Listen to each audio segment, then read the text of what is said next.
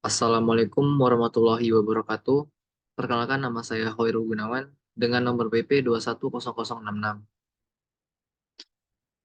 Selawat serta salam kita limpahkan kepada Nabi Muhammad SAW dengan Allahumma sholli ala sayyidina Muhammad wa ala sayyidina Muhammad.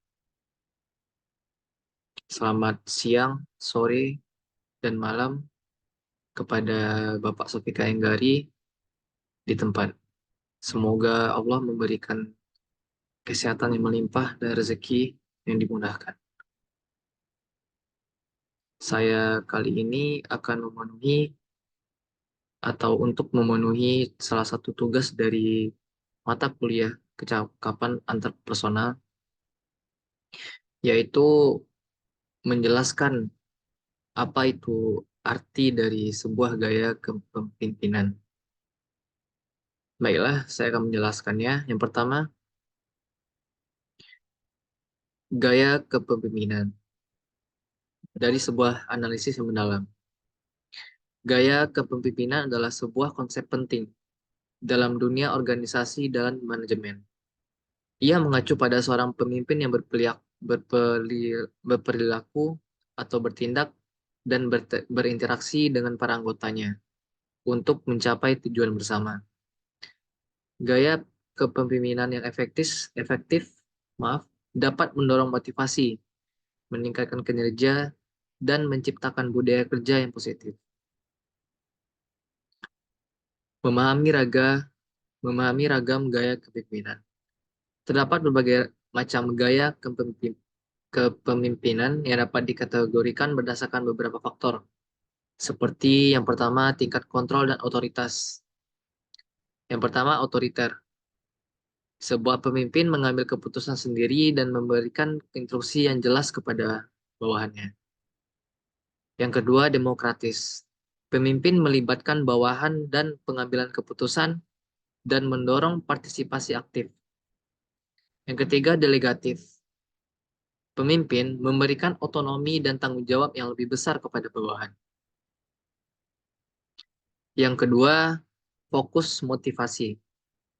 Yang pertama, dari fokus motivasi adalah transaksional.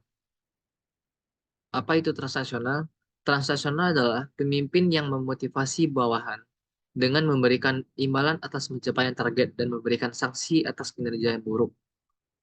Yang kedua, dari fokus motivasi, transformasional atau pemimpin yang menginspirasi bawahan dengan visi dan nilai-nilai yang kuat, mendorong mereka untuk berkembang dan mencapai potensi terbaik mereka. Yang ketiga adalah gaya komunikasi dari seorang pemimpin. Pemimpin harus direktif. Apa itu direktif? Direktif adalah pemimpin memberikan instruksi yang jelas dan spesifik dan mengharapkan kepatuhan dari bawahan. Yang kedua, sportif. Komunikasi dari pemimpin harus suportif, menciptakan lingkungan yang terbuka dan suportif, mendorong komunikasi dua arah dan umpan balik. Yaitu yang ketiga dari gaya komunikasi yaitu partisipatif. Partisipatif ini adalah pemimpin melibatkan bawahan dalam diskusi dan pengambilan keputusan, dan juga menghargai ide-ide mereka. Adapun faktor-faktor yang mempengaruhi gaya kepemimpinan. Gaya kepemimpinan seorang individu dapat dipengaruhi oleh berbagai faktor, seperti yang pertama kepribadian. Kepribadian atau sifat dan karakteristik individu, seperti introvert atau extrovert, tegas atau penurut, dapat mempengaruhi cara mereka memimpin.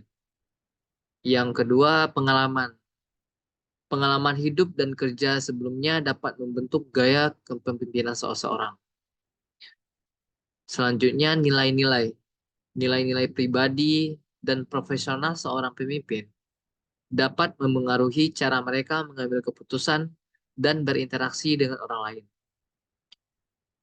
Terus ada budaya organisasi. Budaya dan nilai-nilai organisasi tempat seorang pemimpin bekerja dapat memengaruhi gaya kepemimpinannya. Adapun cara untuk memilih gaya kepemimpinan yang tepat, Yaitu tidak ada satu gaya pemimpinan yang terbaik untuk semua situasi sebenarnya. Jadi pemimpin yang efektif harus mampu menyesuaikan gaya kepemimpinannya dengan situasi dan kondisi yang dihadapi, serta kemampuan dan dinamika tim yang dipimpinnya. Berikut adalah beberapa faktor yang perlu dipertimbangkan ketika memilih gaya kepemimpinan. Yang pertama, tugas dan tanggung jawab tim. Gaya kepemimpinan yang berbeda mungkin lebih cocok untuk tugas-tugas tertentu daripada yang lain. Kemampuan dan pengalaman anggota tim. Tim yang berpengalaman dan mandiri mungkin membutuhkan gaya kepemimpinan yang lebih delegatif, sedangkan tim yang baru terbentuk mungkin membutuhkan gaya kepemimpinan yang direktif. Budaya organisasi. Gaya kepemimpinan harus selaras dengan budaya dan nilai-nilai organisasi. Selanjutnya ada situasi dan kondisi. Pemimpin yang efektif harus mampu beradaptasi dengan situasi dan kondisi yang berubah dan menyesuaikan gaya kepemimpinannya accordingly. Mengembangkan kemampuan kepemimpinan. Ada beberapa cara untuk mengembangkan kemampuan kepemimpinan. Yang pertama, pendidikan dan pelatihan. Mengikuti program pelatihan kepemimpinan atau kursus online dapat membantu individu mengembangkan keterampilan kepemimpinan yang penting.